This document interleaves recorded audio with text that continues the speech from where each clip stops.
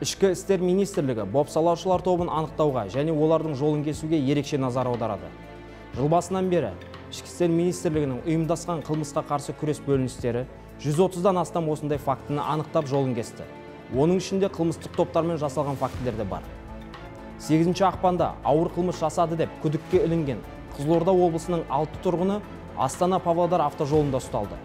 Олар 2 танысының күштеп көлікке отырғызып, пәтерге алып келіп, ұрып-соғып, қару-жарақпен қорқытып, 2 күн бойы ұстап, 300 мың теңге және ұялы телефонды тартып алған.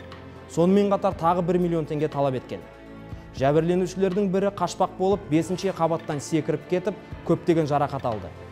Күдіктілер 2-ші жәбірленушіні көлікке отырғызып алып, ізін суытпақ болған кезде ұсталды. Бұл факті бойынша қылмыстық кодекстің бірнеше бабымен қылмыстық іс тергелуде. Оралда полиция қызметкерлері колледж студенттерінен құралған қылмыстық топты ұстады.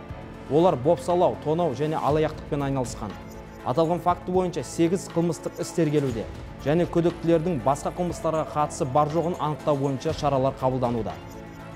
Ақмола облысында 2 жастар тобы арасындағы қақтығысқа тосқауыл қойылды.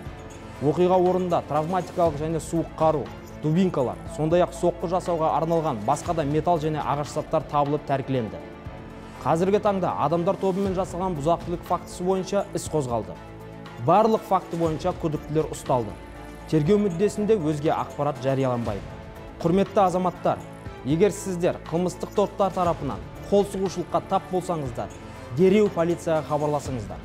Біз сіздің ақпаратыңыздың құпиялығына кепілдік береміз және сізді қорғап, қауіпсіздігіңізді қамтамасыз етуге бар күш-жігерімізді саламыз.